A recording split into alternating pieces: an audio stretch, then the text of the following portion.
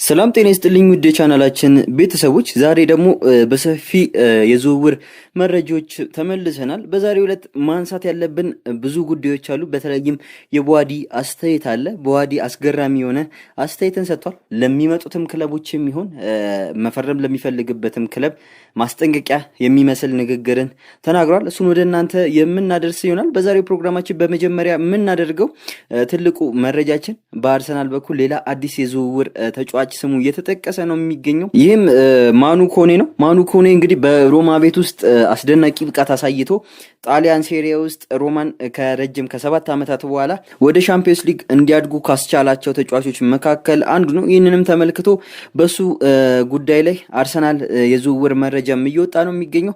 እንደ ዘ አትሌቲክ እንደዘገበውም ከሆነ ሌሎችም መረጃ ምንጮች እንደሚናገሩትም ከሆነ በግል ስምምነት እንደተስማሙና ሙሉ ለሙሉ ከአርሰናል ጋር በግል ጉዳይ እንደጨረሰ እየተዘገበ ነው። ይሄ ድንገተኛ የሆነ ዜና ነው። ቀድሞውንም ለማንም ሚዲያ የተነገረ አልነበረም። ነገር ግን በድንገት በፐርሰናል ተርም ላይ መስማማቱ አርሰናልን በብዙ መንገድ ይጠቅመዋል ተብሎ ይጠበቃል። እንደ ጣሊያኖቹም ዘገባ ከሆነ የተጫዋቹ ፍላጎት ወደ አርሰናል መምጣት ነው። ሌላ ክለብ መጫወት አይፈልግም። ነገር ግን የተለያዩ ክለቦች ይፈልጉታል። የተለያዩ ክለቦች እርሱን በተለይ ይጠይቁታል። በተለይም የስፔኑ ክለብ አትሌቲኮ ማድሪድ እሱን ለማስፈረም የ39 ሚሊዮን ፓውንድ ይፋዊ ጥያቄ አቅርቧል። ነገር ግን ኮኔ በፕሪሚየር ሊጉ መጫወትና አርሰናልን ማገልገል እንደሚፈልግ ነው እየተነገረ የሚገኘው። ሮሞች ወደ ሻምፒዮንስ ሊግ መግባታቸውን ተከትለው በፋይናንስ በኩል ብዙ አይቸገሩም። ነገር ግን ሚዛናቸውን ለመጠበቅ እንደዚህ አይነት ተጫዋቾችን መሸጥ ያስፈልጓቸዋል። በተለይም ደግሞ ጋስፔሪኒ ተጫዋች የመመልመልና የማሳደግ ችግር ስለሌለባቸው ይህን ተጫዋች ለመልቀቅ ፈቃደኛ የሆኑም ይመስላሉ። በአጠቃላይ ግን ወደ 43 ሚሊዮን ፓውንድ ይገመታል። ይህ የ25 ዓመት ፈረንሳዊ ተጫዋች በሚቀጥሉ ጊዜያት አርሰናልን በብዙ መንገድ ያገለግላል ተብሎ ይጠበቃል። በተለይም በመከላከሉ ዙሪያ ላይ በጣም በብዙ መንገድ አርሰናልን ይጠቅማል። በባለፈው ዓመት ላይ ዴክላን ራይስ ብዙ ሚናዎችን ሲወጣ ሁላችንም አስተውለናል። ነገር ግን እሱን የሚያግዝ ተጫዋች እንደሚያስፈልግ በዚህኛው ዓመት ላይ የተረጋገጠ ሆኖም ተገኝቷል። ጋዜጠኛው ዴቪድ ኦርንስቲን እንደተናገረው ከሆነ እንደዘገበው ከሆነ ዴክላን ራይስ ካለፈው ጥር ጀምሮ በከፍተኛ የጡንቻ ህመም ውስጥ ለረጅም ጊዜያት እየተሰቃየ እየተጫወተም ይገኛል። ይህንንም አውቀናል። በሚቀጥለው ዓመት ላይ ጉዳቶች ሊያጋጥሙ ስለሚችሉ እሱንም ለመንከባከብ እሱንም ከጉዳት ለመጠበቅና ሌሎቹንም ነገሮች ለማሸነፍ ለዋንጮችም ጥረት ለማድረግ ሌሎች ተጫዋቾች ያስፈልጉታል የሚል መረጃዎች ነው እየወጡ የሚገኙት። ራይስ በባለፈው ዓመት የውድድር ዘመን ብቻ አጠቃላይ አሁንም የውድድር ዘመኑ አላበቃም። አሁንም ድረስ ለእንግሊዝ ብሔራዊ ቡድን ቋሚ ሆኖ እየተጫወተ ነው። አጠቃላይ የጨዋታዎቹ መጠን ወደ 70 የሚደርስ ጨዋታዎችን አርሰናል እየተጫወተ ነው የሚገኙ። በጣም ብዙ ሜዳዎችን እየሸፈነው በጣም ብዙ ጨዋታዎችን የተጫወተው እንዲሁም ደግሞ በየጨዋታዎቹ ላይ በጣም ብዙ ጨዋታዎችን ማኑፍ ዘማች ሆኖ የወጣው ተጫዋች ነው። ነገር ግን አሁን ላይ እረፍት ያስፈልጓል የሚሉ ሀሳቦች እየተነሱ ነው የሚገኙ። የእሱም ቦታ ማኑ ኮኔ ይተካል ወይ አናውቅም። በባለፈው የውድድር ዘመን ላይ በሮማ ቤት በጣም አስደናቂ ብቃትን አሳይቷል። አጠቃላይ በሮማ ቤት 37 ያክል ጨዋታዎችን ተጫውቷል። በዩሮፓ ሊግ 7 ጨዋታዎችን ተጫውቷል። በሴሪያ ደግሞ 29 ጨዋታዎችን ተጫውቷል። አጠቃላይ ደግሞ ብዙ ጎሎችን የሚያስቆጥር ተጫዋችም አይደለም። በኮፓ ኢታሊያ አንድ ጨዋታን ብቻ ነው የተጫወተው። ነገር ግን በመከላከሉ ረገድ በፈረንሳይ ብሔራዊ ቡድንም ረገድ የቋሚ እድልን እያገኘ እየተመለከት ነው እንገኛለን። በሚቀጥሉ ጊዜያት ክለቡን በምን አይነት መንገድ ይጠቅማል የሚለውን አብረን እናያለን። ነገር ግን በግል ጉዳይ ተስማምተዋል። ከክለቡ ጋር መጨረስ ነው የሚጠበቅባቸው። ይህንንም አስመልክቶ በሚቀጥሉ ጊዜያት ላይ የአርሰናል ተጫዋቾች ይሆናል የሚል ተስፋ አለ። ምክንያቱም አብዛኞቹ ነገሮች በግል ካለቀ በኋላ ነው ወደ ክለብ የሚሄደው። በመረጃችንም ላይ በትናንትናው ዕለት እንዳጋራን ነው ሞርጋን ሮጀርስ በግል ጥቅማ ጥቅሞች ዙሪያ ጨርሷል። እሱንም አስመልክቶ የወጡ ሌሎች መረጃዎችም አሉ። እሱንም ለማጋራት ያክል ምናልባት 100 ሚሊዮን አስቶን ቪላ እየጠየቀ ነው። አርሰናል ያንን ገንዘብ የሚከፍል ከሆነ አጠቃላይ ውዱ ተከፋይ ይሆናል።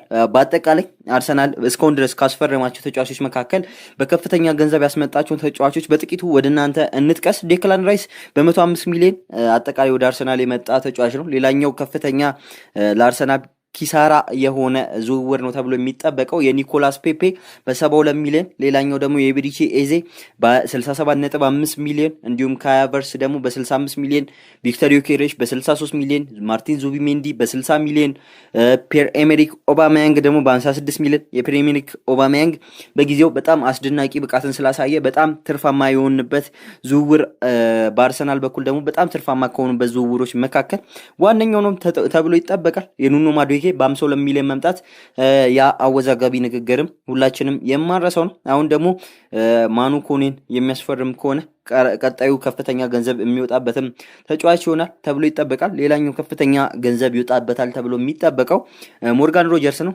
ሞርጋን ሮጀርስ የሚፈርም ከሆነ ደግሞ በፕሪሚየር ሊግ በአርሰናል ታሪክ ሁለተኛው ከፍተኛ ገንዘብ የወጣበት ተጫዋች የመሆንም እድል እንዳለው ነው እየተነገረ የሚገኙ። ቀጣዩ አማካይ መረጃችን ደግሞ አርሰናል የበርንማውዙን የ22 ዓመት እንግሊዛዊ ድንቅ ተጫዋች አሌክስ ስኮትን ለማስፈረም ሌላ እቅድ ይዞ እየተንቀሳቀሰ ነው የሚሆነው። ይሄ ለምን እንደሆነ ወደ መጨረሻ ባገኘነው መረጃችን ወደ እናንተ የምናደርስም ይሆናል። እስከ መጨረሻው ድረስ አብራችሁን ተከታተሉ። ታዋቂው ጋዜጠኛ ዴቪድ ኦርንስቴን በድጋሚ እንደገለጸው ከሆነ አሌክስ ስኮት አርሰናል ወይም ማንቸስተር ዩናይትድ ተጫዋቹን በእጅጉ ይፈልጉታል የሚል መረጃ ነው እየወጣ የሚገኘው። እሱም እንደገለጸው ከሆነ ሁለቱ ክለቦች በቀዳሚነት መጥተዋል የሚል ሀሳብም አንስተዋል። በቶተናም ደጋፊዎችም ይፈለጋል አሌክስ ስኮት። ምንም ልጁ ደግሞ በተፈጥሯዊም የቶተናም ደጋፊ ነው። ነገር ግን የአርሰናል ፕሮጀክትን መቀላቀል ፍላጎት እንዳለውም እየተገለጸ ነው የሚገኘው። ኮንትራቱ በበርንማውዝ ቤት እየተጠናቀቀ መሆኑን ተከትሎ በርንማውዞች መሸጥ ይፈልጋሉ። በርንማውዝ ለልጁ ወደ 80 ሚሊዮን ፓውንድ አካባቢ የሚያመጣ ማንኛውም ክለብ በራችንን ከፍተን ልንቀበለው እንችላለን የሚል ሀሳብን እየጠቀሱ ነው የሚያገኙት። አሌክስ ስኮት በምን ይጠቀማል፣ በተከላካይ ከማኑ ኮሌ በምን ይለያል የሚል ጥያቄዎች ከተነሱ በአርሰናል ቤት ውስጥ ወይም በፕሪሚየር ሊጉን ለምዶ የሚጫወት ተጫዋች ይሆናል። ዴክላን ራይስም በተመሳሳይ ሁኔታ ፕሪሚየር ሊጉን ለምዶ ነው ወደዛ የሄደው።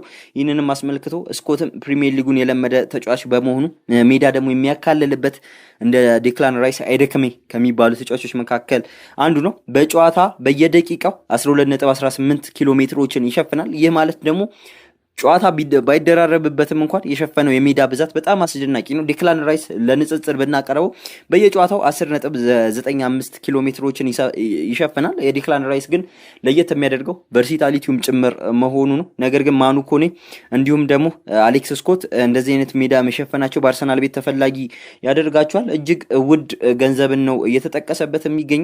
አርሰናል ይህን ተጫዋች ያስፈርማል ወይ? አብረን የምናይ ይሆናል። በባለፈው ዓመት የውድድር ዘመን ይህ የ22 ዓመት ተጫዋች ከ3 ጎሎች እና 1 አሲስት ማበርከት ችሏል። አጠቃላይ የተጫወታቸው ጨዋታዎችም በተመሳሳይ መንገድ 37 ነው። 34ቱን ደግሞ በቋሚነት ጀምሯል። 2861 ደቂቃዎችን ተጫውቷል። ይህንን አስመልክቶ በፕሪሚየር ሊጉ አስደናቂ ከሚባሉ ተጫዋቾች መካከል አንዱ ነው። ማንቸስተር ዩናይትድ ግን እሱን ለማስፈረም ከፍተኛ ጥረት እያደረጉ መሆኑ ይታወቃል። ነገር ግን አርሰናል የተለያዩ ተጫዋቾችን ለማስፈረም ጥረት እያደረገ መሆኑን ተከትሎ በምርጫ ሂደት ውስጥ አሌክስ ስኮትንም አካቷል። የነዚህ ዝውውሮች አካል ውስጥ መካተትም ይፈልጋል። እሱን አብረን የምንመለከትም ይሆናል። አሁን ደግሞ በጣም አነጋጋሪ ወደምንለው መረጃ እንለፍ። በፈረንሳይ ሊግ ዋን ውስጥ የሚጫወተው በሊል እየተጫወተ የሚገኘው በዓለም ዋንጫው ደግሞ ለሞሮኮ ድንቅ ብቃቱን እያሳየ የሚገኘው የ18 ዓመቱ ቡዋዲ በጣም አስደናቂ ንግግርን ተናግሯል። በጣም አስገራሚ የሆነ ንግግርን ተናግሯል። አርሰናልና ፒኤስጂ ይህን ታዳጊ ለማስፈረም በጣም ከፍተኛ ፍላጎት እንዳላቸውና ፉክክር ውስጥ እንደሆኑ ሁላችንም የምናውቀው ጉዳይ ነው። ይህንንም አስመልክቶ ሊል ለተጫዋቹ 80 ሚሊዮን ዩሮ አካባቢ እንደሚፈልግም እየተነገረ ነው። በፓውንድ አካባቢ ወደ 70 ሚሊዮን ፓውንድ የሚጠጋ ገንዘብን ከልጁ ይፈልጋል። ነገር ግን ይሄ አይደለም አስገራሚ የሆነው መረጃ። እንደዛ አትሌቲክስ ዘገባ ከሆነ ቡዋዲ አርሰናል ሆነም ፒኤስጂ ሆነም ሌሎች ክለቦች እንደሚፈልጉት ይታወቃል። ነገር ግን እሱ የመለሰው ምላሽ በጣም አስገራሚና አስደናቂ የሆነ ምላሽን እንዲሁም ለተለያዩ ክለቦች መነጋገሪያ የሆነ ምላሽን ሰጥቷል። እሱም በንግግሩ ላይ እንደተካተተውም ከሆነ ለማንኛውም እኔን ለሚያስፈርም ወይም እኔን ለሚፈልግ ክለብ ቅድመ ማስጠንቀቂያ የሚል ንግግርን ነው የተናገረው። ያም ንግግር ምንድነው?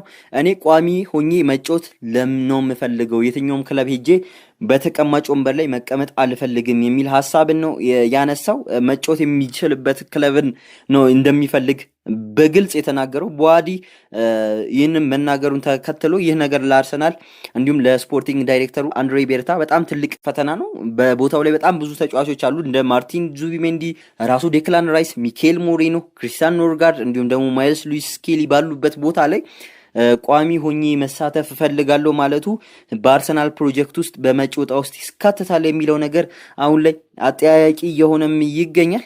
በተለይም ንግግሩ ቋሚም አልሆን ከሆነ ወደ እነዛ ክለቦች አልሂድ የሚል ሀሳብን ያጠቃልላል። ሚኬል አርቴታ ግን ሀሳቡ በጣም ግልጽ ነው። መጫወት የሚችል ከሆነ አስደናቂ ብቃትን ካሳየ እዛ ቡድን ውስጥ ቋሚ የማይሆንበት ምንም ምክንያት የለም። ነገር ግን ያንን የማያደርግ ከሆነ በተቀማጭ ወንበር ላይ እንመለከተዋለን የሚል ሀሳብን ነው እያነሱ የሚገኙት። ቦዋዲና አርሰናልን የተመለከተው መረጃችን ይህን ይመስላል። በሚቀጥለው ጊዜ አርሰናል ቦዋዲን ያስፈርማል የሚለው አሁን ላይ ነገሮች እየተወሳሰቡ ነው የሚገኙት። መረጃዎችን ወዲያው እያገኘን ወደ እናንተ የምናደርስም ይሆናል። በቀጣይ ደግሞ ወደ አርሰናል አጥቂ መስመር እናምራ። በአርሰናል አጥቂ መስመሩ ላይ በተለይም የአልቫሬዝን ጉዳይ እያጤነበት እንደሆነና ምናልባትም የብራድሊ ባርኮላ ጉዳይ አሁን ላይ ብዙ እየተነሳም እንዳልሆነ ነው እየተዘገበ የሚገኘው። እንደ ቲምቶክ ዘገባ ከሆነ አርሰናል ከአትሌቲኮ ማድሪድ እንዲሁም ከሁሊያን አልቫሬዝ ጋር ለመነጋገር እንዳሰበም ነው እየተገለጸ የሚገኘው። አርሰናል ጋብሪኤል ጄሱስን፣ ማርቲኔሊ ወይም ሊያንድሮ ትሮሳርድ በቅያሪ መልክ እንዲወስዱለት ቢያስብም ነገር ግን አትሌቲኮ ማድሪዶች ቪክተር ዮኬሬሽን እንደሚፈልጉ እየተነገረ ነው የሚገኙ።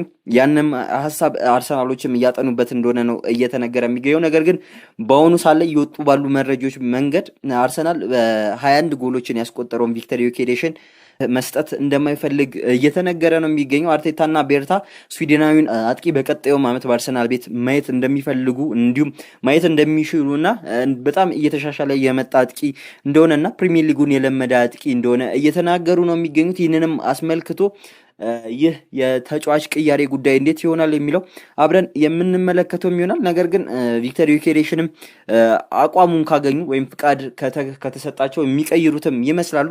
ይህም መረጃ እንደ አትሌቲክ ከሆነም ግን አሁን እንደ አማራጭነት የቀረቡት እነዚህ ሶስት ተጫዋቾች ናቸው፣ እንደ ሄሱስ፣ ማርቲኔሊ እና ሊያንድሮ ትሮሳርድ። በተለይም የሶስቱ ተጫዋቾች ጉዳይ በዘንድሮው የውድድር ዓመት ያበቃል ተብሎ ይጠበቃል።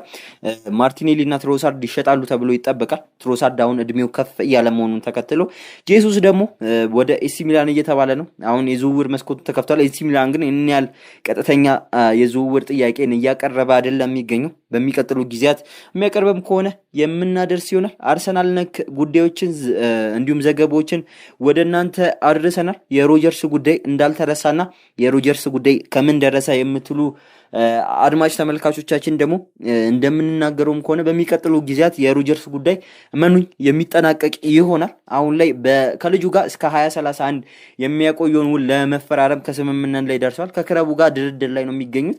አስቶን ቪላዎች ሻጭ ክለብ ነው።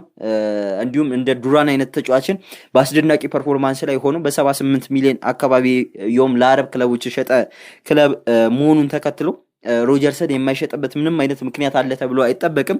የተለያዩ ምንጮች እንደሚዘግቡት ከሆነ እንደሚሸጥ ነው እየተጠበቀ የሚገኘው።